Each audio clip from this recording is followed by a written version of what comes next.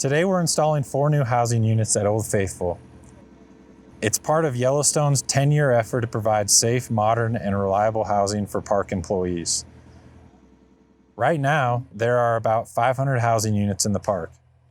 Until 2019, many of the trailers were the worst in the entire national park system. That's made it hard to recruit and retain the people needed to operate and protect the world's first national park. To date, we've replaced 68 outdated trailers from the 1960s and 70s and rehabilitated more than 250 other units. But the challenge goes beyond the park. Housing costs in nearby communities have surged, and long-term rentals are increasingly hard to find. So in addition to upgrading what we have, we're adding new housing units to the park's inventory. With a generous $40 million donation through the National Park Foundation, and in partnership with Yellowstone Forever, we're installing 70 new 2- and 3-bedroom units across the park by 2028.